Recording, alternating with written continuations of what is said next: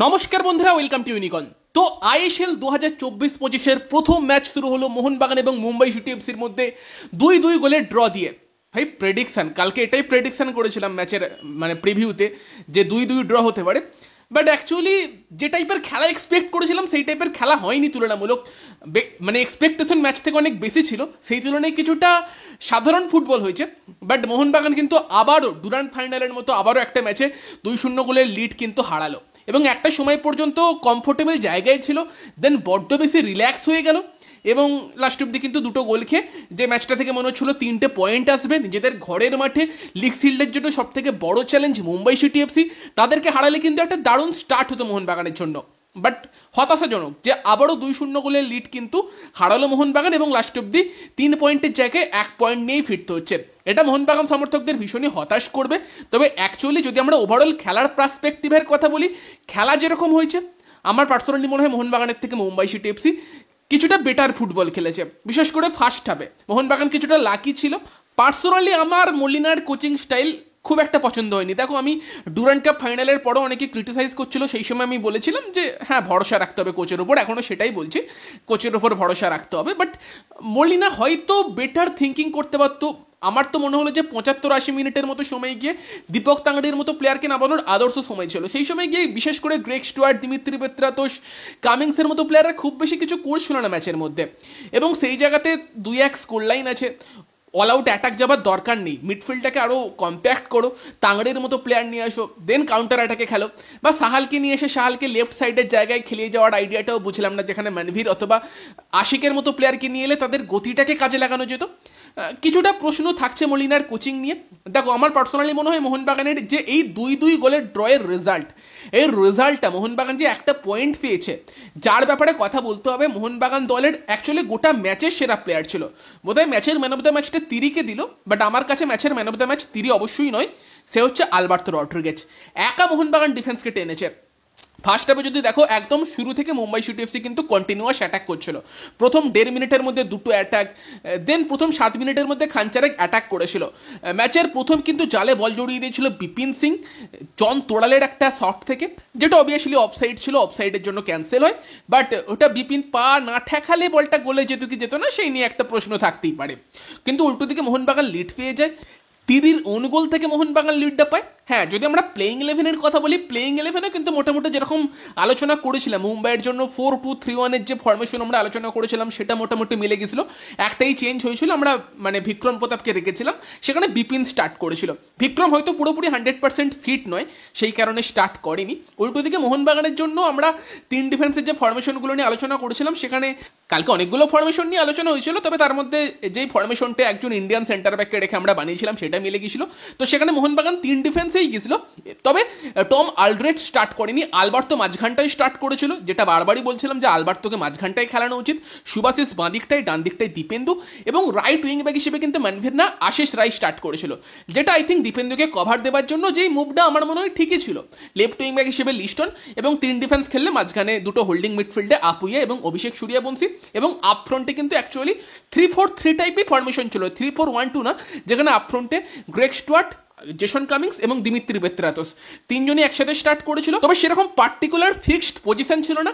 তোমার গ্রেগ স্টুয়ার্টকে তো বেশিরভাগ সময় আমরা অ্যাজ এ রাইট উইঙ্গারই খেলতে দেখলাম, ডান দিকটাই খেলতে দেখলাম, এবং সেখানে কখনো কামিংসও কিন্তু অনেকবারই উইং দিয়ে ঘুরে ফিরে খেলেছে, উইংয়ে খেলেছে, যেটা লাস্ট ইয়ার আমরা খুব বেশি দেখিনি। মলিনার স্ট্র্যাটেজিতে দেখছি কামিংসকে কিন্তু অনেকবারই ওয়াইড সাইডে খেলতে, কখনো বাঁ দিকটায় চলে যাচ্ছে, কখনো ডান দিকটায় চলে যাচ্ছে। হাবাস বা জুয়ান ফেরান্দো কিন্তু কামিংসকে অ্যাজ এ প্রপার বক্স স্ট্রাইকারই ইউজ করতো, এবং দিমিত্রি পেত্রাতোস সেও কিছুটা ফ্রি রোলে খেলছিল, বেশিরভাগ সময় দিমিকেই আমরা মাঝখান থেকে খেলতে দেখছিলাম। বাট হ্যাঁ, একটা কথা বলতেই হবে, গ্রেগ স্টুয়ার্ট, তাকে হয়তো তার সেরা ছন্দে পাওয়া যায়নি, তবু চেষ্টা করে গেছে। বাট মোহনবাগানের জন্য সব থেকে বড় চিন্তার জায়গা হতে পারে দিমিত্রি পেত্রাতোস, লাস্ট 2 বছরের মোহনবাগানের সেরা প্লেয়ার, লাস্ট আইএসএল এর সেরা প্লেয়ার, সেই দিমিত্রিকে কিন্তু এখনো অব্দি নিজের চেনা ছন্দে পাওয়া যায়নি। এটা কিন্তু একটা চিন্তার জায়গা হতে পারে। এবং বাদবাকি কিন্তু ম্যাচের কথা বললে, হ্যাঁ, যেটা বললাম যে শুরুটা কিন্তু মুম্বাই সিটি এফসি ভালো করেছিল, তবে মোহনবাগান প্রথম গোলটা পেয়ে যায়, একটা ওন গোল হয়, যেখানে একটা অ্যাটাক হয়, যেখানে কিন্তু সুভাশিস বোস বল জিতে লিস্টনের জন্য বাঁদিকে বল দেয়, লিস্টন কিছুটা কাটিয়ে এনে একটা আপাত নিরীহ শট নিয়েছিল, হয়তো বলটাকে রাখারই চেষ্টা করেছিল, সেটা প্রথমে ভালপুইয়ার পায়ে ডিফ্লেক্ট হয়, দেন লাচেন পার হাতে লেগে তিরির পায়ে লেগে একটা গোল, ওন গোল, তিরির ওন গোল। এবং ওন গোল দিয়েই কিন্তু এই মরশুমটা শুরু হলো এবং তিরি কিন্তু একটা রেকর্ড করলো। তিরি হচ্ছে আইএসএল এ সব থেকে বেশি ওন গোল করা প্লেয়ার, অ্যাকচুয়ালি খেলছেও অনেক দিন ধরে, তাই সব থেকে বেশি ওন গোল তার হয়ে গিয়েছে। 4 নম্বর ওন গোল তিরি এটা করলো এবং কিছুটা লাকিভাবেই মোহনবাগান এগিয়ে গিয়েছিল এবং তারপরও কিন্তু মুম্বাই সিটি এফসি তারা কিন্তু অ্যাটাক কমায়নি, অ্যাটাকের ঝড় কিন্তু মুম্বাই সিটি এফসি বজায় রেখেছিল। তবে মোহনবাগানের ডিফেন্স কিছু কিছু ক্ষেত্রে ভালো হয়েছে।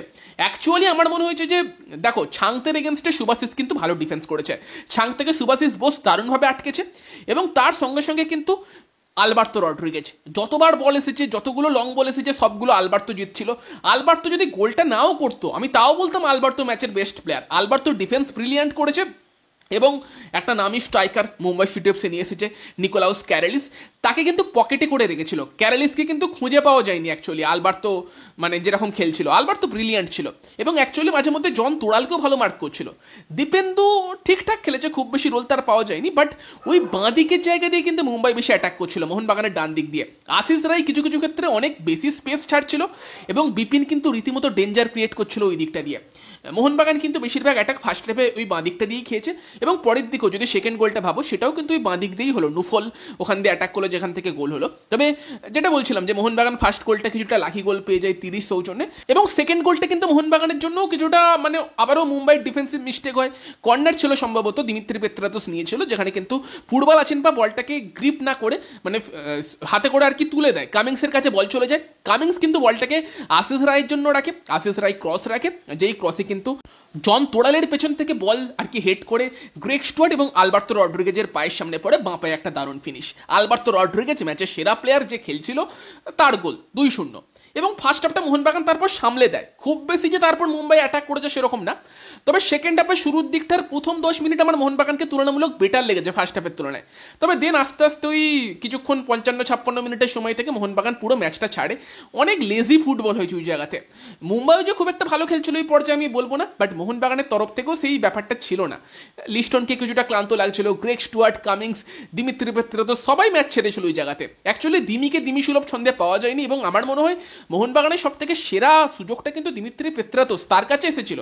কামিংস একটা খুব সুন্দর বল রেখে দিয়েছিল দিমিত্রি পেত্রাতোসের জন্য, পেত্রাতোস বলটা জেতার জন্য অ্যাডভান্স পজিশনে ছিল, তবে তারপরও দেখলাম ভালপুইয়া গিয়ে কিন্তু দিমিকে বিট করে আর কি বলটা জিতে নিল এবং ওই জায়গাতে কিন্তু অবভিয়াসলি হ্যাঁ মোহনবাগান কিছু অ্যাটাক করছিল, লিস্টনের থ্রুতে অ্যাটাক হয়, লিস্টনকে তোমার ভ্যাননিপ ফাউল করে হলুদ কার্ড দেখে। তারপর আর একটা ক্ষেত্রে কিন্তু মানে ভ্যাননিপ রেড কার্ডও দেখতে পারতো, যেভাবে আর কি দিমিত্রি পেত্রাতোস একটা থ্রোইন নিতে যাচ্ছিল সেটা আটকে দিল। বাট হ্যাঁ ওখানে মোহনবাগান কিছু অ্যাটাক করেছে, তবে তারপর থেকে মোহনবাগান আস্তে আস্তে ম্যাচটা ছেড়ে দেয় এবং সেই জায়গাতে আর কি তোমার মুম্বাই সিটি এফসিও কিছু চেঞ্জ করে নুফলকে নিয়ে এসে সেখানে কিন্তু বাঁ দিক দিয়ে গতি বাড়ায়। তবে সেই পর্যায়ে কিছুটা স্ক্র্যাপি ফুটবল হচ্ছিল, বাট মুম্বাই সিটি এফসি একটা গোলের ব্যবধান কমায়, যেই গোলটা আসে কর্নার থেকে এবং কর্নারে কিন্তু সুভাশিস বোসের সামনে অ্যাকচুয়ালি ওখানে বোধহয় ক্যারেলিস আর তিরি দুজনেই চলে এসেছিল এবং সেই সময় তিরি আর কি হেডারটা যেতে এবং ক্যারেলিসের গায়ে লেগে তিরিরই পায়ে পড়ে এবং তিরির কিন্তু শট মারে, যেটা কিন্তু আশিস রায় আটকাতে পারে না, বিশাল কায়েত বিট হয়ে গেছিল এবং ওখানে কিন্তু 1 গোলের ব্যবধান কমে এবং ওই পর্যায়েই মনে হচ্ছিল যে আপফ্রন্টে 3টে স্ট্রাইকার দেখে লাভ নেই, চেঞ্জ দরকার। এবং সেই সময় অনিরুদ্ধ থাপ্পা আসে, সাহাল আসে, সাহালকে অ্যাকচুয়ালি বাঁ দিকটাই খেলাচ্ছিল, যেটা আমি জানি না কতটা ভালো আইডিয়া ছিল। ওখানে ইজিলি কিন্তু স্টুয়ার্টকে তুলে লিস্টনকে তুলে একজনকে মানে তাংড়িকে নিয়ে এসে সাহালকে কিছুটা পেছন থেকে খেলিয়ে খেলানো যেত, বাট সেখানে কিন্তু আপফ্রন্টে 3টে প্লেয়ারকেই রেখে দেয়। ডিফেন্সের উপর কিছুটা চাপ পড়ছিল, ওখানে একটা ডেস্ট্রয়ার টাইপের প্লেয়ার দরকার ছিল, যেটা আমি 100% শিওর যদি অ্যান্টোনিও লোপেজ হাবাস থাকতো ডেফিনেটলি ওই চেঞ্জটা করতো। সেখানেই মলিনা কিন্তু সেটা করে না, ম্যাচটাকে কন্টিনিউ হতে দেয় এবং সেখানে গিয়েই কিন্তু একদম অ্যাডেড টাইমের মানে 90 মিনিটের মাথায় অ্যাডেড টাইম শুরু হচ্ছে বোধহয় সেই সময় গিয়ে কিন্তু মোহনবাগান গোল কনসিড করে বাঁ দিক দিয়ে নুফল পিএনের অ্যাটাক, অনিরুদ্ধ থাপা সেখানে ডিফেন্স করছিল, অনিরুদ্ধ থাপার সামনে দিয়ে কিন্তু তোমার তাহির ক্রোমার জন্য বল রাখে এবং তাহির ক্রোমা কিন্তু আপুইয়ার সামনে দিয়ে শট মারে এবং আপুইয়া ওখানে কিন্তু সেরকম বলটাকে ব্লক করার সেরকম চেষ্টা করে না, হয়তো পেনাল্টি পেয়ে যেতে পারে সেই একটা ভয় ছিল এবং একদম কর্নারে ফিনিশ, ভালো ফিনিশ ছিল। বাট ওই গোলটা সৌজন্যে কিন্তু মুম্বাই সিটি এফসি 2-0 গোলে পিছিয়ে থাকার পরেও কিন্তু দারুণ কামব্যাক করে ম্যাচটাকে ড্র করলো, যেই ম্যাচ থেকে মনে হচ্ছিল মোহনবাগান হয়তো 3 পয়েন্ট নিয়ে যাবে। লাস্ট অব্দি কিন্তু কিছুটা খারাপ ডিফেন্স বা কিছুটা ম্যাচের কন্ট্রোল ছেড়ে দেওয়া সেই সবের জন্য কিন্তু লাস্ট অব্দি গিয়ে মোহনবাগানকে 1 পয়েন্ট নিয়েই সন্তুষ্ট থাকতে হচ্ছে।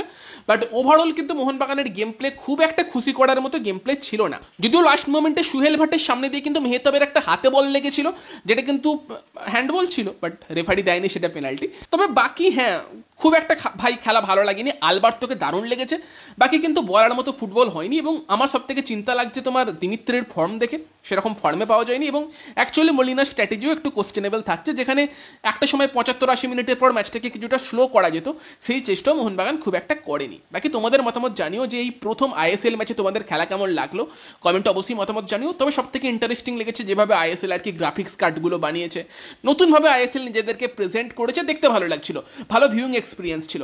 সেই নিয়েও তোমাদের মতামত কমেন্টে জানিও। ভিডিওটা ভালো লাগলে ভিডিওটাকে লাইক করে দিও, শেয়ার করে দিও। আমাদের চ্যানেলে প্রথমবার এলে আমাদের চ্যানেলটিকে সাবস্ক্রাইব করে নিও। তো চলো গাইস, সেই ভিডিওতে এই পর্যন্তই। Bye bye.